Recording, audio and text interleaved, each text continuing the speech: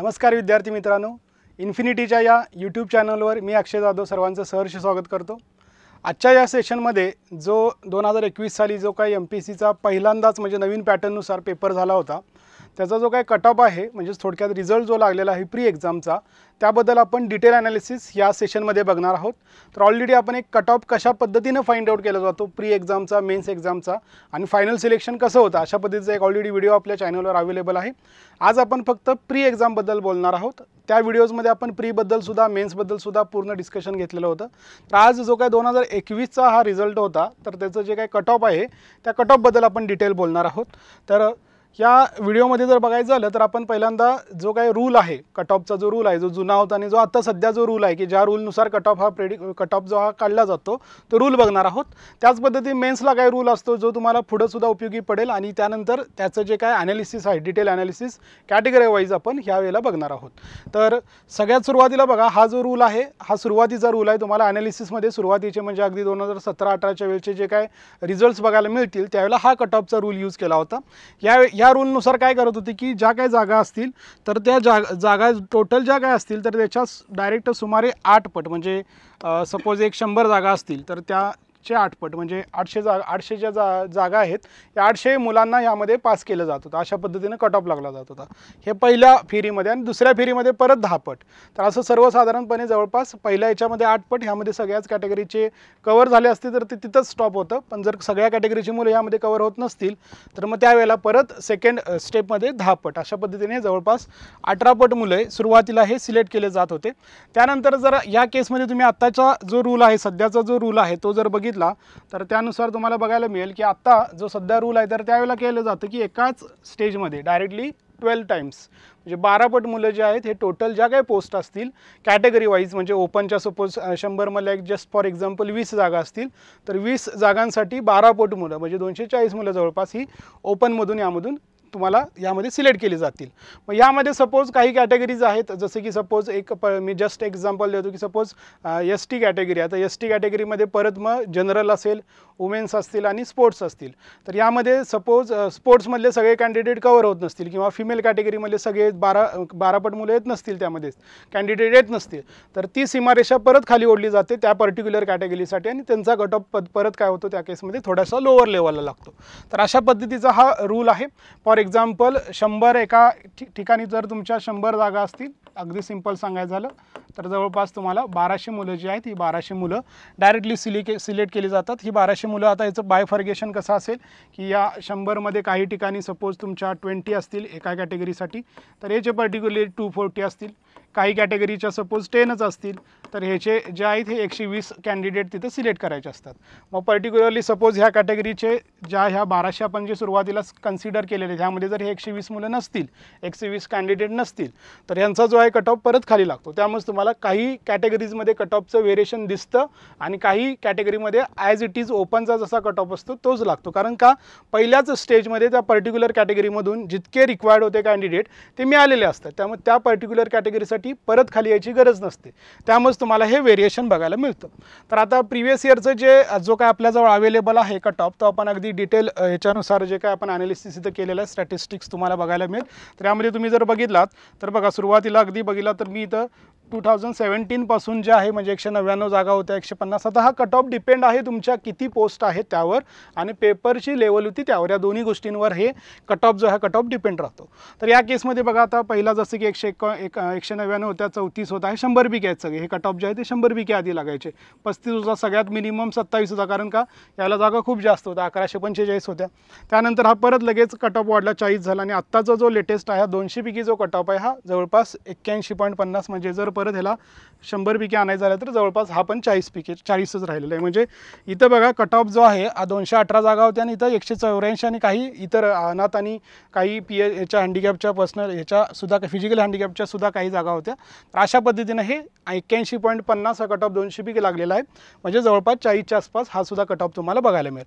मग आता जी लेटेस्ट जी ॲड आलेली आहे आपल्या सिव्हिलसाठी जर बघितलं तर 102 आहे आणि इलेक्ट्रिकल आणि मेकॅनिकलसाठी 49 जागा आहेत. तर त्यासाठी मग कट ऑफ किती लागू शकतो हे आत्ताच मुलं बरेच जण विचारत आहेत की कट ऑफ किती लागेल, कट ऑफ लागेल. तर हे कट ऑफ आत्ताच सांगता येत नाही, पेपरची लेवल असेल त्यावर हे डिपेंड राहतं. मागच्या वेळेला अंदाज असा होता की नवीन पॅटर्न आहे त्यामुळे कट ऑफ कमी लागेल असं बऱ्याच जणांना वाटत होतं. बट काय झालं की जनरल पूर्ण सिलेबस असल्यामुळं जे काही विद्यार्थी मित्र जनरल प्लस जनरलचा पण अभ्यास करत आहेत, म्हणजे सिव्हिल इंजिनियर आहेत पण जनरलचा पण अभ्यास करत आहेत, त्यांनी सुद्धा या परीक्षेला म्हणजे अटेम्प्ट केला आणि तो कट ऑफ जो आहे तो खूप हायर लेवलला गेला. म्हणजे जेवढी अपेक्षा होती आपल्याला त्याच्यापेक्षा हायर लेवलला गेला. तर हे त्याच्यामागचं एक कारण होतं.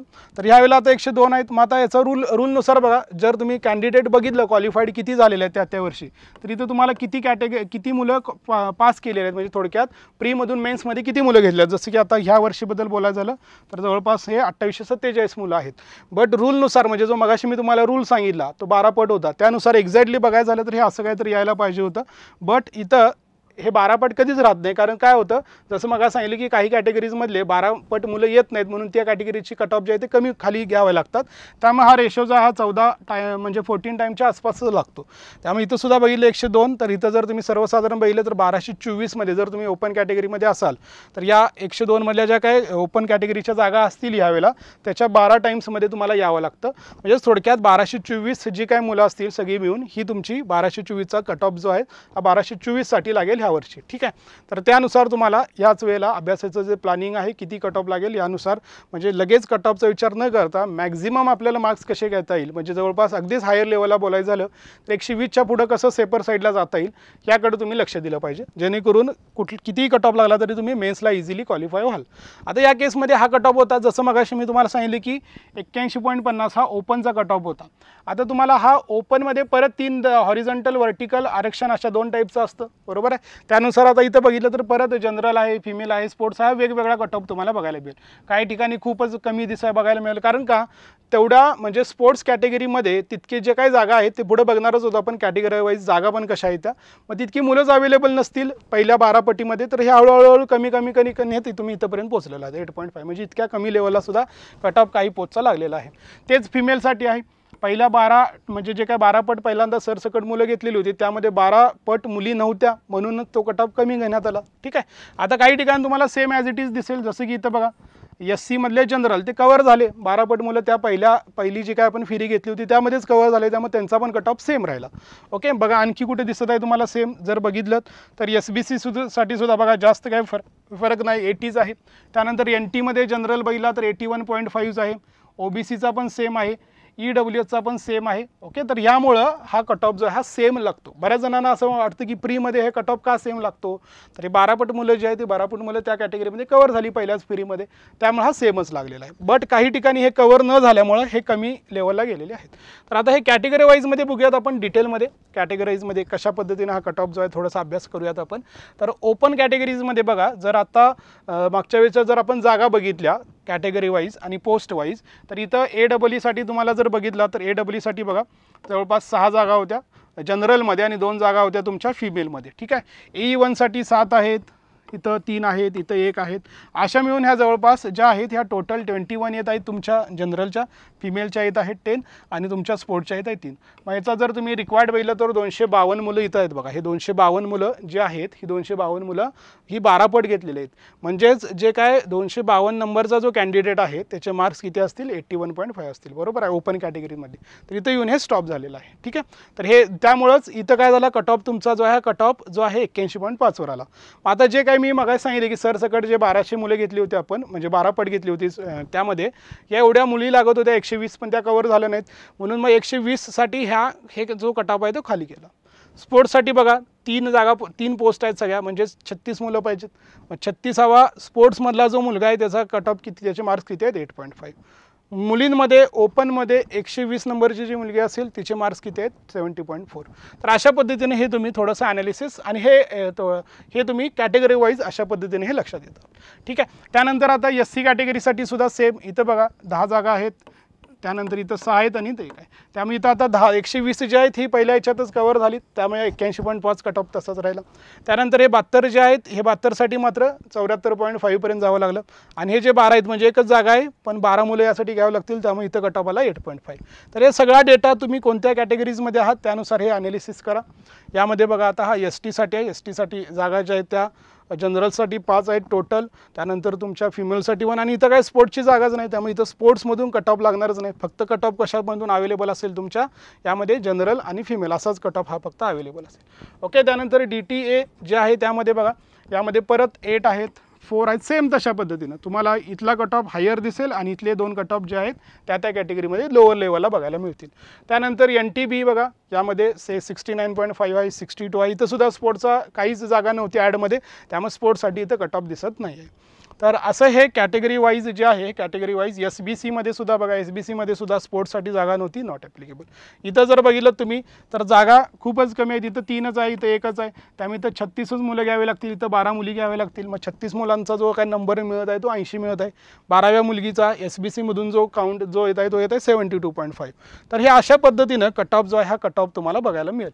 NTC असेल, त्यानंतर NTD असेल आणि त्याचबरोबर OBCला थोड्या जास्त जागा होत्या या मध्ये, तरीसुद्धा जो कट ऑफ आहे हा 81.5 बघायला मिळतो तुम्हाला, कारण तितकी मुलं जी आहेत 468 मुलं जी OBC कॅटेगरीजमधून आहेत त्यांना इतके मार्क आहेत, त्यामुळे 81.5 झालं. त्याचबरोबर मुलींमध्ये मात्र 204 मुली घेतलेले आहेत, तर ह्या 204साठी ह्या रिक्वायर्ड आहेत ॲक्च्युली 204, तर यांच्यासाठीचा जो स्कोर आहे हा 74.5 आलेला आहे. तर अशा पद्धतीनं हा OBCचा कट ऑफ आहे. आणि लास्ट जे आहे EWS मधला 12 जागा आहेत, 7 जागा आहेत एक, आणि तशाच या पद्धतीने तुम्हाला कट ऑफ हा सेम बघायला मिळेल.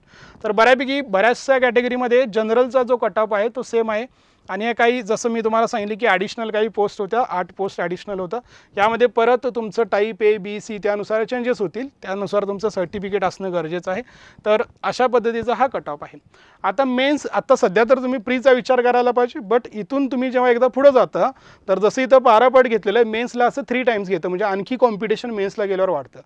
कट ऑफ जो आहे या कट ऑफ तुम्हाला प्रीमध्ये फक्त क्वालिफाय करायचं असतं, मेन्समध्ये मात्र ते मार्क्स कन्सिडर केले जातात. तर इथं जे आहे जसं 12 पट होतं तसंच तिथं जर बघितलं तर हे 3 टाइम्स आहे, हे लक्षात ठेवा. जे 12 पट होतं तेच 3 टाइम्स. तर त्या पद्धतीनंच हे मेन्सचा कट ऑफ आहे. मेन्सचं जे प्रिव्हियस इयर आहे ते जस्ट एक ओव्हरलुक करा, अजून इथंपर्यंत जायला तुम्हाला वेळ आहे. सध्या प्रीकट जास्तीत जास्त फोकस करा, प्री पहिला क्वालिफाय करणं गरजेचं आहे. जस्ट मी हे सांगितलेलं आहे की तुम्हाला कुठून कुठं जायचं आहे. इथून बघा हे परत 2017 असेल, 18 असेल, 19 असेल, 20 असेल, अशा पद्धतीने 400पैकी तुम्हाला मार्क्स बघायला मिळतील कट ऑफचे. सेम इथं सुद्धा नंबर ऑफ कॅन्डिडेट जे आहेत हे इतके लागत होते, क्वालिफाय केलेले आहेत, ॲज पर रूल इतके लागत होते, आणि इथं सुद्धा डायरेक्टली 3 पट मिळणार नाहीत, काही ॲडिशनल मिळतील. त्यामुळे इथं सगळे रेशो जो आहे 3 पॉईंटमध्ये तुम्हाला बघायला मिळत आहे. आणि जे फायनल सिलेक्शन असतं तुमचं, फायनल सिलेक्शन मात्र यामध्ये आता तुमचे इंटरव्ह्यूचे पण मार्क ॲड होतात. तर इथं बघा हा जो काय स्कोर आहे हा एक 2019चा एक्झाम्पल दिलेला आहे. 400पैकी हा सगळा स्कोर आहे तुमचा. कॅटेगरी वाईज ही सगळी पूर्ण कट ऑफ आहे. यानंतर जे काय फायनल सिलेक्शन झालं म्हणजे with the including the interview marks, 50 marks including करून 450पैकी जे काय मार्क्स आहेत फायनल सिलेक्शनचे ते तुम्हाला इथं बघायला मिळतील. ओके, मग यामध्ये डिफरन्स बघितलात तुम्ही तर जवळपास इथं बघा 41 आहे, 41 आहे, त्यानंतर इथं मॅक्झिमम 70 दिसत आहे, 76 दिसत आहे, इथं पण 78 दिसत आहात. हे जर बघितलं जनरल कॅटेगरीसाठी हा जवळपास 40 to 50 राहतो डिफरन्स. म्हणजे यामध्ये जर आपण एक ऑन एन ॲव्हरेज इंटरव्ह्यूचे मार्क 20 to 25 जरी पकडले, ओके, इंटरव्ह्यूचे मार्क 20 to 25 जरी पकडले, म्हणजेच तुमचं इथं जे लीड आहे 20 जर पकडलं मी, आणि जर इथं हे 41 ह्या वर्षी होतं, पण मी मॅक्झिमम सपोज 50 कन्सिडर करतो, म्हणजे इंटरव्ह्यूचे मार्क 20 यातून मायनस गेले, तर जर तुम्ही 30पेक्षा जास्त जर लीड असेल मेन्समध्ये तर हे तुम्ही सेफ साईड राहता ओपनमधून. कॅटेगरीमध्ये मात्र हा डिफरन्स खूप वाढलेला आहे, त्यामुळे इथं तुम्हाला तुमच्या कॅटेगरीपेक्षा जास्त मार्क्स खूप असणं गरजेचं असतं, म्हणजे जवळपास तुमचं लीड 40-50 असणं गरजेचं असतं. तर हे मेन्ससाठी झालं. ओके, तर अशा पद्धतीनं हे टोटल प्रोसेस जी आहे ही MPSCची प्रोसेस, म्हणजे अगदी प्रीपासून कट ऑफचा असेल, प्रीचं डिटेल ॲनालिसिस, त्यानंतर मग आपण प्रीचं पहिल्यानंतर मेन्सचं आणि त्यानंतर फायनल सिलेक्शन, अशा 3 स्टेजेस आहेत. तर हे नक्कीच तुम्हाला डिटेल ॲनालिसिस जे आहे प्रीचा हा नक्कीच फायदा झाला असेल. त्यानुसार आत्ताच्या ज्या अवेलेबल पोस्ट आहेत त्या 102 आहेत, मे बी ह्या वाढू शकतात, आपण पॉझिटिव्ह राहूत, बट 102 आहेत. त्या पद्धतीनं तयारी तुमची असली पाहिजे. 102 म्हणजे सर्वसाधारणपणे पहिल्या 1200मध्ये असलो पाहिजे, आणि त्यामध्ये परत तुमची कॅटेगरी कुठली आहे बघा, त्या कॅटेगरीच्या 12 पट मुलं आपण आलोच पाहिजे. अशा पद्धतीनं तुमचा अभ्यास आहे, अभ्यास असलाच पाहिजे. मागच्या वेळच्या जागा थोड्या जास्त होत्या तरीसुद्धा कट ऑफ 80-81 लागलेला होता. यावेळच्या जागा खूपच कमी आहे, त्यामुळे कट ऑफ जो आहे हा कट ऑफ जास्तच जाणार आहे. नक्कीच तो पेपरच्या लेवलवर डिपेंड असेलच, बट तुमची तयारी ही कायम मॅक्झिमम लेवलसाठी असली पाहिजे. जसं मग सांगितलं मी 120+, 130+ अशी तयारी ठेवा. त्यानुसार जे आहे तुमचं अभ्यासाचं प्लॅनिंग तयार करा. आणि त्यासाठी जर तुम्हाला काय म्हणजे गायडन्स हवा असेल किंवा रेफरन्स बुक लागत असतील तर हे जे आहेत आपले ऑलरेडी नोट्स आहेत आहेत, ठीक आहे. तर या नोट्स सब्जेक्ट वाईज आहेत. इंग्लिश असेल, मराठी असेल, ॲप्टिट्यूड असेल तर जास्त हाय वेटेज जे आहे इंग्लिश, मराठी आणि ॲप्टिट्यूड या 3 सब्जेक्टला आहे. इथून तुमचे मॅक्झिमम मार्क्स जे आहेत ते मॅक्झिमम मार्क्स कव्हर होऊन जातील. आणि त्याचसोबतच इतरही सब्जेक्ट तुमचे स्ट्रॉंग लेवलला असणं गरजेचं आहे, जसं की सायन्स असेल, इन्व्हायरमेंट असेल, पॉलिटी असेल, हे सुद्धा सब्जेक्ट तुमचे. तर ह्यासाठी आपल्याजवळ डिटेल ज्या काही सब्जेक्ट वाईज आहेत त्या सब्जेक्ट वाईज नोट्स आहेत. मग सुरुवातीला तुमचा अभ्यास पूर्ण झाल्यानंतर परत किंवा काही कॅन्डिडेटने ऑलरेडी अभ्यास सुरू केलेला आहे आपल्या म्हणजे ऑलरेडीच त्यांनी खूप आधीपासूनच अभ्यासाला सुरुवात पण केलेलं आहे आणि बऱ्यापैकी त्यांचं सब्जेक्ट आता कव्हर होत आलेले आहेत. मग अशा विद्यार्थी मित्रांनी काय करायला पाहिजे, अशा विद्यार्थी मित्रांनी जास्तीत जास्त फोकस हा MCQ प्रॅक्टिसवर ठेवला पाहिजे. तर त्यासाठी हे जे काय प्रिव्हियस इयरचे क्वेश्चन्स आहेत MPCचे त्याचं एक बुक आहे आणि तसंच प्रॅक्टिस क्वेश्चनचं एक बुक आहे. तर हे जे दोन बुक आहेत यामधून तुमची प्रॅक्टिस जी आहे प्रॅक्टिस सुरुवात करायला आता सुरू केली पाहिजे. ज्यांचा अभ्यास ऑलरेडी झालेला आहे, काय सब्जेक्ट कंप्लीट आहे, ज्यांनी मागच्या वेळेला पण प्री दिलेली आहे, त्यांची क्वालिफाय झालेली होती मागच्या वेळेला किंवा थोड्या मार्कांनी गेली असेल पण अभ्यास बऱ्यापैकी झालेला आहे, अशा विद्यार्थी मित्रांनी क्वेश्चनवर जास्तीत जास्त फोकस ठेवला पाहिजे.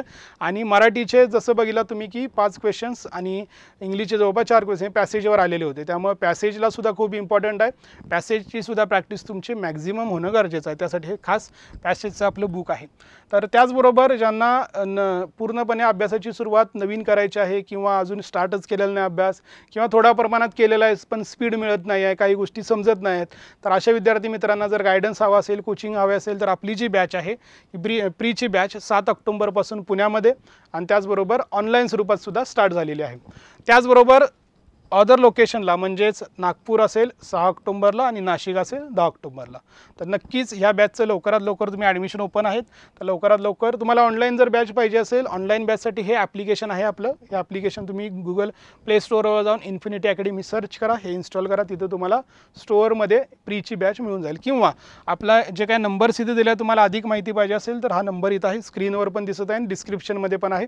त्याचबरोबर आणखी तुम्हाला माहिती हवी असेल, काही अडचण असेल, काही शंका असतील तर हा एक गुगल फॉर्मची लिंक आपल्या या यूट्यूबच्या ह्या व्हिडिओमध्ये डिस्क्रिप्शनमध्ये सुद्धा दिलेली आहे.